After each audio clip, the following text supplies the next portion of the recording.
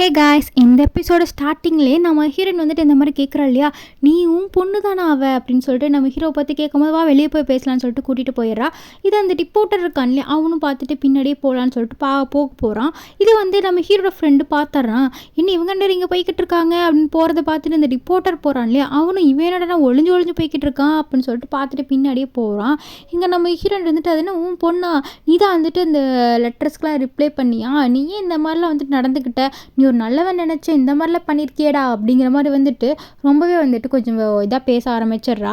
உன்னை என்னமோ நினச்சேன் நீ இப்படி இருக்கியே அந்த மாதிரிலாம். இல்லை நான் சொல்கிறது கேளு, நான் சொல்கிறது கேட்டால் தான் நீ புரிஞ்சுப்பே அப்படின்னு சொல்லிட்டு அவன் பாட்டுக்கு உட்காந்துடுறான். அவள் உடம்பு சரியில்லாமல் இருக்கா, அவளுக்கு என்ன பண்ணுறதுன்னு எனக்கு தெரியல, ஆனால் வந்துட்டு உன்னால் ரிப்ளையும் பண்ண மாட்டேன், நீ என்ன பண்ணுறேன்னு தெரியாமல் தான் நான் இந்த மாதிரி ரிப்ளைலாம் பண்ணிட்டு இருந்தேன் அப்படின்னு சொல்லிட்டு அவன் சொல்கிறான். அதை கேட்டு கொஞ்சம் காம்ப்ரமைஸ் ஆகிற மாதிரி இருந்தாலுமே நம்ம ஹீரோயின் சொல்கிறா, இருந்தாலும் இது தப்பு தானே, எல்லாருமே வந்துட்டு என்னை பற்றி தப்பாக பேசுவாங்க, இதெல்லாம் எனக்கு தேவையே கிடையாது, நான் இந்த மாதிரி ஆளும் கிடையாதுன்னு உனக்கு தெரியும்ல, பேசாமல் எல்லாத்தையும் சொல்லிடட்டா அந்த மாதிரி அவன் கேட்கும்போது இருந்துட்டு அவன் வேண்டாம் இந்த ஒரு ஹெல்ப் மட்டும் பண்ணேன் அப்படின்னு சொல்கிறான். இது எல்லாத்தையுமே நம்ம ஹீரோயின் கேட்டு வீட்டுக்கு போய் என்ன பண்ணுறதுன்னு தெரியாமல் முழிச்சிக்கிட்டு இருக்கா.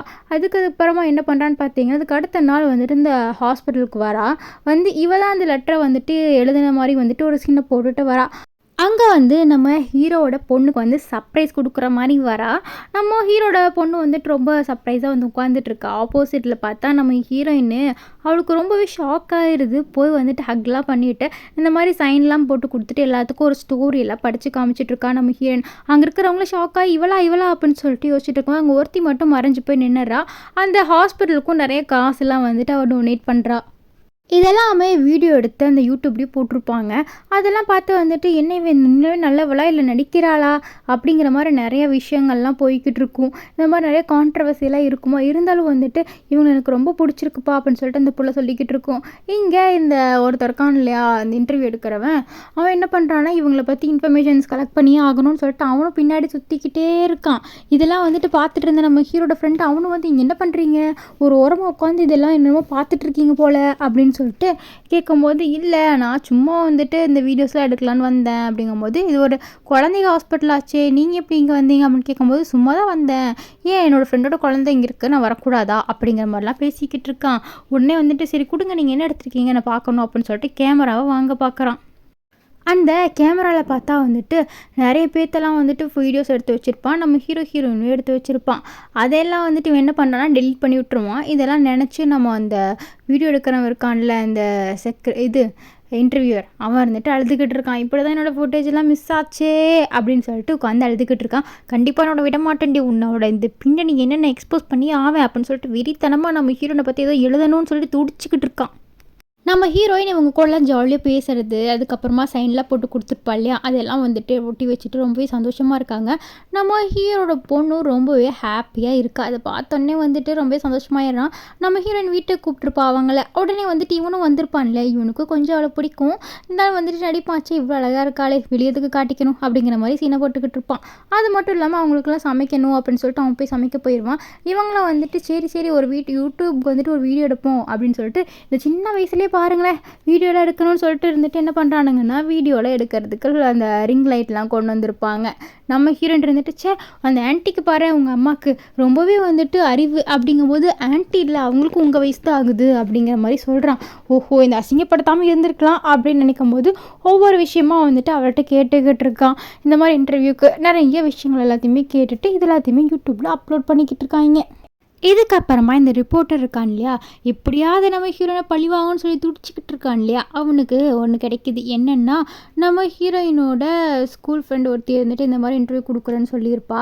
இவன் ரொம்ப பொறாமல் பிடிச்சவ. அது மட்டும் இல்லாமல் நம்ம ஹீரோயின் மேலே கொஞ்சம் கூட நல்ல எண்ணமே இல்லாதவ. நிறைய கேங்கில் எப்படி இருப்பாங்க அந்த மாதிரி ஒருத்தி தான். இந்த மாதிரி நல்ல விஷயங்கள் பேசி வரும்போது அவனும் அப்படி கிடையாது இப்படி கிடையாதுன்னு சொல்லிட்டு நம்ம ஹீரோயினை பற்றி ரொம்ப கேவலமாகவே பேசிகிட்டு இருப்பா. எப்போ பார்த்தாலும் அவளும் ஒரு பிளானை போகிறா. சரி அவளை பற்றி சொல்லி விட்டுருவோம் சொல்லிட்டு ஸ்கூலில் படிக்கும்போது நம்ம ஹீரோயின், அதுக்கப்புறமா இந்த கேவலமான இருக்கல்ல இவ, அப்புறம் இன்னொருத்தி, 3 பேர் தான் ஃப்ரெண்ட்ஸு.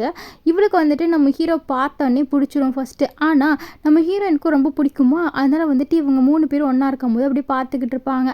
அப்படி பார்க்கும்போது வந்துட்டு ரசிச்சுக்கிட்டு இருப்பாங்க. அப்படி ரசிச்சுட்டு இருக்கும்போது நம்ம ஹீரோ வந்துட்டு திரும்பி பார்ப்பான். யாரை பார்ப்பான்னு பார்த்தீங்கன்னா நம்ம ஹீரோயினை தான் பார்ப்பான். ஆனால் இவ தான் ஏதோ பேசிகிட்டு இருப்பா. ஆனால் இவளை கண்டுக்காமல் நம்ம ஹீரோயினை தான் பார்ப்பான். அது அவளுக்கும் தெரியும். அவளுக்கும் தெரிஞ்ச அதனால மூஞ்செல்லாம் மாறிடும். வச்சு இவன் என்னை கண்டுக்க மாட்டேங்கிறானே, இவ்வளோதான் கண்டுக்கிறானே, இவனை பெரிய அழகியா அப்படின்லாம் மனசில் நினச்சிக்கிட்டு இருப்பா. இங்கே ப்ரெசென்ட்டில் காட்டுறாங்க, ஒரு இன்டர்வியூ கொடுக்கறக்கு உங்களை கூப்பிட்ருக்காங்கன்னு சொல்லும்போது அங்கே போய் வேணுன்னே தப்பு தப்பாக சொல்லிடலாம் அப்படிங்கிற மாதிரி போகிறா. இந்த ரிப்போர்ட் இருந்துட்டு ஸ்கூல்லேருந்து பார்க்கும்போது இவங்க 3 பேரும் ஒரே ஸ்கூல், 4 பேரும் ஒரே ஸ்கூலில் படித்தவங்க தான் அப்படிங்கிறது தெரிய வரும். தெரிய வந்தோடனே வந்துட்டு செமைய கோல் அடிக்கிறோண்டா அப்படின்னு சொல்லிட்டு பாலை தூக்கி கோல் அடிக்கலான்னு சொல்லிட்டு போகிறான். அந்த கோல் இவன் மண்டைக்கே வந்து விழுகு. திரும்ப இவன் என்ன தான் வந்துட்டு கெட்டது நினச்சாலும் இவனுக்கு தான் திரும்பி வந்து விழுகுது. ஆனால் நிறைய இதை இன்ஃபர்மேஷன்லாம் கலெக்ட் பண்ணியிருப்பான். உடனே வந்துட்டு இந்த சின்ன பசங்களை ஒருத்தர் வந்துட்டு அவங்க அம்மாவுக்கு ஃபோன் பண்ணி சொல்கிறான், இந்த மாதிரி அவங்க வீட்டிலே தங்கலான் இருக்கோம், நாளைக்கு போக சொல்கிறாங்க அப்படின்னு வந்துட்டு சொல்கிறான். பார்த்து இருந்துக்கோ, ஆனால் அவள் கொஞ்சம் கோவக்காரி அப்படின்னு சொல்கிறாங்க. யாருன்னா அந்த 3 பேர்த்தில் ஒருத்தி காமிச்சாங்கல்ல, இவளும் ஒரு ஃப்ரெண்டு தான்.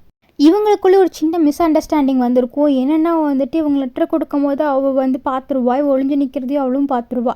இந்த மாதிரி ஒரு கேவலமான ஒரு சின்ன மிஸ் அண்டர்ஸ்டாண்டிங் தான். அதனால இவங்களும் பிரிஞ்சிடறாங்க. உடனே வந்துட்டு இவன் மட்டும் என் பையன் தெரிஞ்சு வந்துட்டு ரொம்ப சங்கடப்படுவாளே அப்படின்னு சொல்லிட்டு யோசிச்சுட்டு இருக்கும்போது இவங்க எல்லோரும் உட்காந்து டின்னர் நல்லா சாப்பிட்டுக்கிட்டு இருக்காங்க. எல்லாமே நம்ம ஹீரோ தான் சமைக்கிறான். ஏன்னா நம்ம ஹீரோனுக்கு சுத்தமாக சமைக்க தெரியாது. எல்லாத்துக்குமே கொடுத்துட்டு குழந்தைங்களாம் தூங்கிடுறாங்க. ரொம்பவே ஹாப்பியாக இருக்காங்க. அப்போ நம்ம ஹீரோன் சரி நம்ம தூங்க போகலாமான்னு சொல்லி கேட்கும்போது இவன் நம்மளை அப்படிங்கும்போது இல்லை நீங்கள் ஒரு ரூமில் நான் ஒரு ரூம்லன்னு சொல்ல வந்தேன் அப்படின்னு சொல்லிட்டு 2 பேரும் அங்கே 2 பேசிட்டு ஜாலி பண்ணிக்கிட்டு இருக்காங்க. இதுக்கப்புறமா சரி பீர் குடிக்க போகலாம் அப்படின்னு சொல்லிட்டு போயிடுறாங்க. அந்த ஊரில் இதெல்லாம் ரொம்ப சகஜம் தானே, நம்ம ஊரில் தான் இப்படி இருக்குது. உடனே அங்கே போனதுக்கப்புறமா வந்துட்டு உங்கள் ஒய்ஃபை பற்றி நான் அந்த உங்கள் பொண்ணுக்கிட்ட கேட்டிருக்கக்கூடாது, பாவம் அந்த குழந்தை அப்படின்னு சொல்கிறாங்க.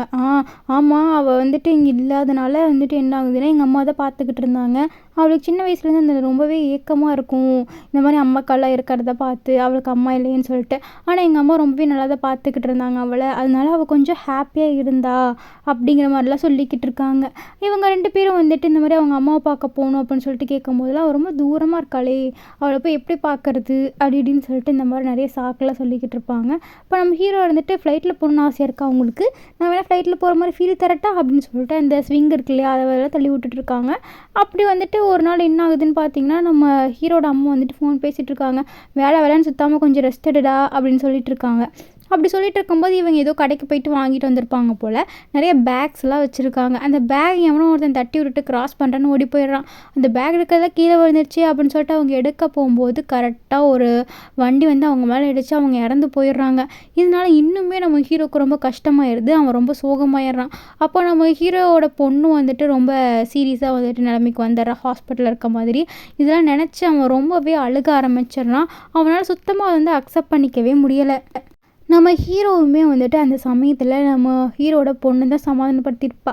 இப்போ 2 பேருமே வந்துட்டு ரொம்ப தூரத்துக்கு போயிட்டாங்க, நான் எப்படி 2 பேர்த்திட்டையுமே பேசுவேன், எனக்கு எங்கள் அப்பா தானே இருக்கார், அந்த மாதிரி சின்ன சின்ன விஷயமா சொல்லி நம்ம ஹீரோவை தேத்துறா. நம்ம ஹீரோவும் உட்காந்து அழுக ஆரம்பிச்சிடுறான். இந்த மாதிரி தான் வந்துட்டு இருந்துச்சு எங்கள் வாழ்க்கை அப்படின்னு சொல்லும்போது ரொம்ப கஷ்டப்பட்டுட்டு இருக்கீங்க இல்லையா, நான் கொஞ்சம் கூட நினைக்கல, சாரி, இந்த மாதிரிலாம் இருக்கும்னு நினச்சி கூட பார்க்கல அப்படின்னு சொல்லிட்டு நம்ம ஹீரோயின் சொல்கிறா.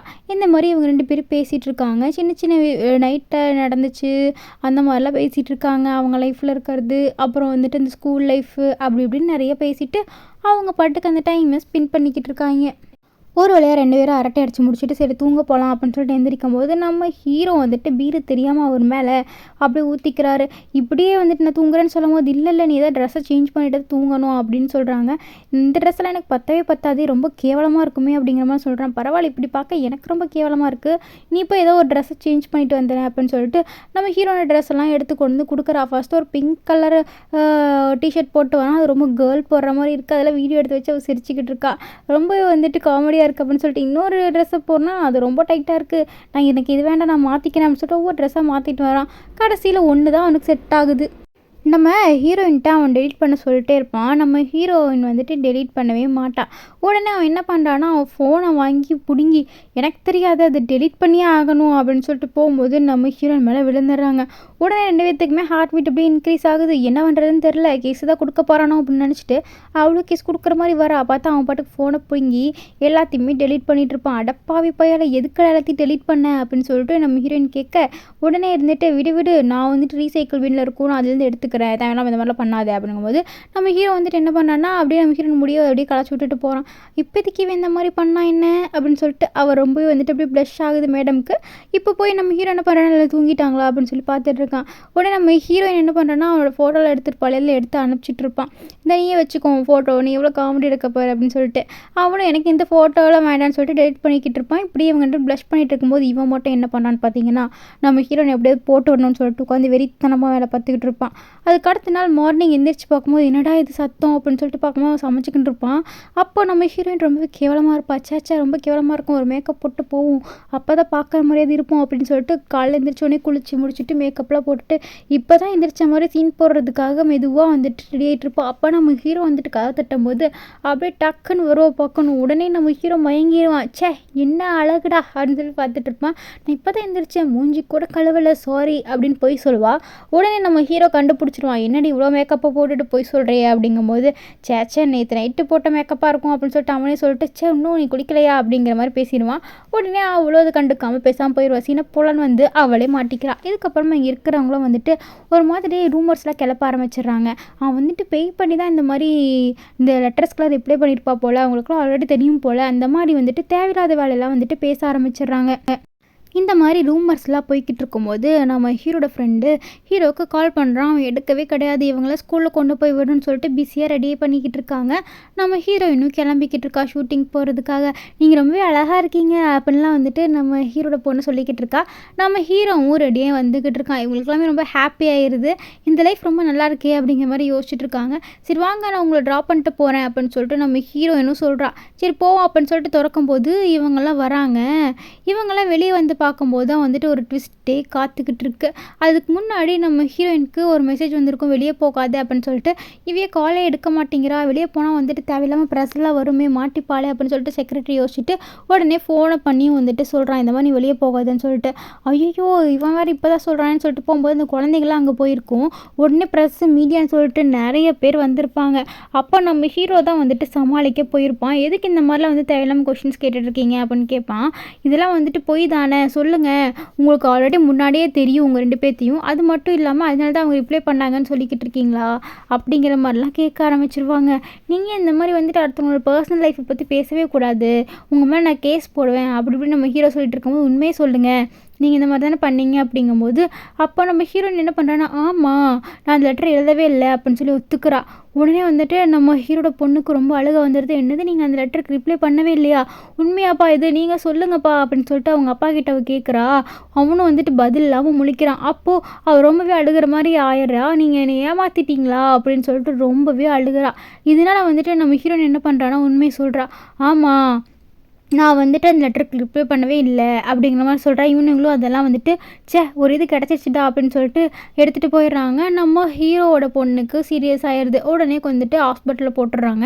அப்போ நம்ம ஹீரோயின் சொல்கிறோம் என்னால் தானே இப்படிலாம் ஆச்சு, சாரி என்னை மன்னிச்சிடு அப்படிங்கும்போது இல்லை என்ன பண்ணுறது, எப்படி இருந்தாலும் ஒரு உண்மை வந்துட்டு அவளுக்கு தெரிஞ்சு தானே ஆகும், அவள் ஈஸியாக உண்மையில கண்டுபிடிச்சிருவா அப்படின்னு சொல்கிறான். இந்த மாதிரி ஒரு ரூம் ஃபுல்லாக உன்னோட ஃபோட்டோ தான் இருக்குது பாரு, உன்னை அவளுக்கு ரொம்ப பிடிக்கும், என்ன பண்ணுறதுன்னு தெரியாமல் தான் நானும் அப்படி பண்ணிட்டேன், அவள் என்னை மன்னிச்சிடுவான்னு நினைக்கிறேன் அப்படின்னு சொல்லி 2 பேருமே பேசிகிட்டு இருக்காங்க. அதெல்லாம் மன்னிச்சிருவா அப்படிங்கிற மாதிரி வந்துட்டு பேசிகிட்டு இருக்காங்க. இருந்தாலும் ரொம்ப இதாக இருக்கே, தேவையில்லாமல் இந்த பிரச்சனையில் போய் மாட்டிக்கிட்டோமோ அப்படின்னு சொல்லிட்டு நம்ம ஹீரோயின் யோசிச்சுக்கிட்டு இருக்கா.